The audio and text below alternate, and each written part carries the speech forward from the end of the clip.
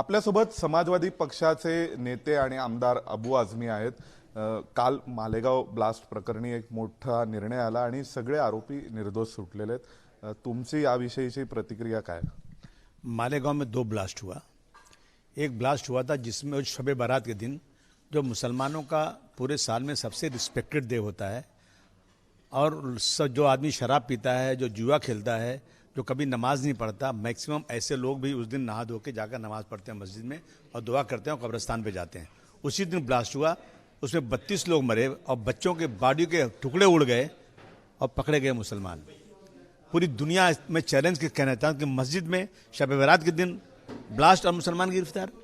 वो लोग जेल में थे, जेल में असीमानंद जी थे और एक लड़का था जो असीमानंद का बहुत सेवा किया। असीमानंद के दिल में एक वो आई, सच्चाई आई। उन्होंने जाके मजिस्ट्रेट को बयान दिया कि जो लड़के पकड़े गए ब्लास्ट में, ये लड़के सही नहीं है। साथ दूसरे उन्होंने 4-5 नाम दिए, वो पकड़े गए। लेकिन मैं आज तक उनकी चार्जशीट, उनका चार्ज फ्रेम नहीं हुआ, अभी तक उसका फैसला नहीं हुआ।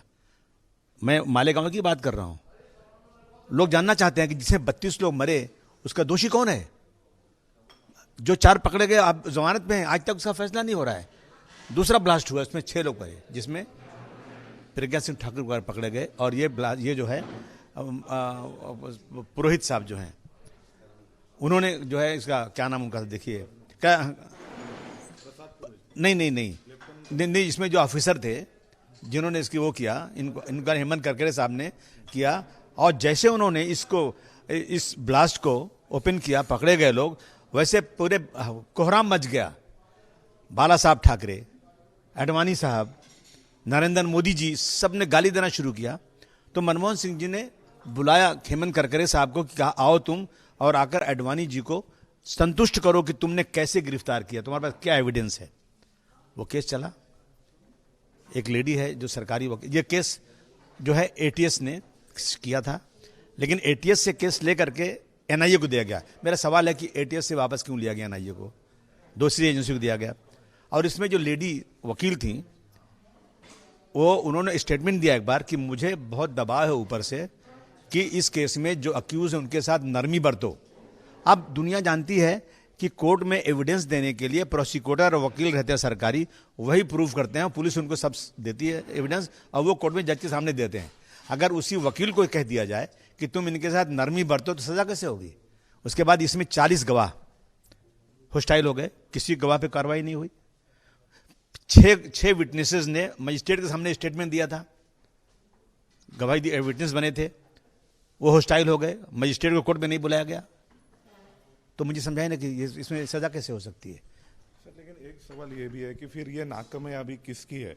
आप ये किसको इसके लिए जिम्मेदार पकड़ेंगे? क्योंकि उस समय तो दूसरी सरकार थी, सरकारें बदल गई, लेकिन फैसला जो आना था वैसे आ गया। मैं किसी सरकार को नहीं, सरकार जो भी सरकार थी, सरकार पुलिस की बात मानती है या पुलिस को बोलती है कि इस देश में जो है ना, सिर्फ मुसलमानों को बर्बाद करो, मुसलमानों को ब्लास्ट के नाम पर पकड़ो और 19 साल जेल में रखो, उनको पूरे हमारे समाज में बदनाम करके रख दो, नफरत की आवाज बढ़ा दो। ये हो रहा है। अगर चाहे 32 लोग मरे, आज तक फैसला नहीं हुआ। पकड़े गए तो बेगुनाह पकड़े गए, जिनकी कोई गलती नहीं वो छूट गए। 6 लोग है। और जो भी सरकार रही हो, सरकार और एजेंसियों की पूरी जिम्मेदारी है।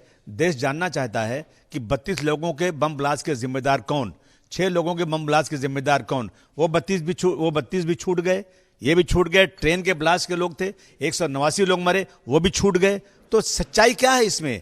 क्या मजाक बना हुआ है देश में? कानून नामी कोई चीज है नहीं है। ये दुनिया, देश जानना चाहता है। जिनके लोग मरे हैं, जिनके लोग शहीद हुए इसके अंदर, वो सब परेशान है कि भाई ये छूटते जा रहे हैं, तो किन्होंने ब्लास्ट किया। ये सरकार की जिम्मेदारी है, सरकार को इसको प्रूव करना पड़ेगा। नहीं तो मैं समझता हूं कि इससे कमजोर और मतलब जो है खुदगर्ज, बेकार, फालतू पुलिस एजेंसियां और सरकार हो ही नहीं सकती। लेकिन सर, मुंबई ब्लास्ट का किसने किया या मालेगांव का ब्लास्ट किसने किया, इसको लेकर वापस जांच हो, ऐसी मांग तो कोई कर नहीं रहा। कर तो रहे हैं कि इसके बारीकी से किया जाए। और जो है, जो इस देश के अंदर ऐसे लोग हैं, जो जजेस ऐसे हैं, जो इंसाफ पसंद जजेस हैं, उनकी टीम बनाई जाए और उसके बाद इसको पूरा सा फिर से रिव्यू किया जाए, तो शायद सच्चाई सामने आ सकती है। और जिन लोगों ने गलत पकड़ा, 19 साल तक जेल में रखा, उन पुलिस अफसरों की इंक्वायरी करने के बाद उनको भी सजा मिलना चाहिए। सर एक सवाल ऐसा है कि अभी एटीएस के एक पूर्व अफसर है सोलापुर से, उन्होंने ऐसा बयान दिया है कि मोहन भागवत जी को अटकाने के लिए मालेगांव ब्लास्ट में मेरे पे प्रेशर था, ऐसा बयान उन्होंने दिया है। कब दिया बयान उन्होंने? रिटायर होने के बाद? क्यों पहले क्यों नहीं दिया जब बैठे थे? रिटायरमेंट के बाद बयान देने का मतलब क्या होता है? ये सारे जितने अफसरान है ना, उस वक्त तक सरकारों के तलवे चाटते हैं, और जैसे रिटायर हो जाते हैं ना, बड़े बड़े खुलासा करते हैं। मतलब क्या इसका होता है? सर ये बयान को लेकर मतलब बीच बीच में भी कोई कोई विटनेसेस ने भी ऐसा कहा कि हमारे ऊपर योगी आदित्यनाथ को फंसाने का प्रेशर था, इनको फंसाने का प्रेशर था, तो ऐसा ये अलग सा मामला क्या रहा? नहीं, फंसाने का प्रेशर तो नहीं होना चाहिए। सच्चाई किसी के एविडेंस किसी के खिलाफ हो तो उस पर कार्रवाई होना चाहिए, चाहे कोई भी हो। लेकिन फंसाने का कोई है तो ये गलत चीज़ है। उस पर जो फंसाने का काम कर रहा है उसकी इंक्वायरी होना चाहिए। Thank you so much sir.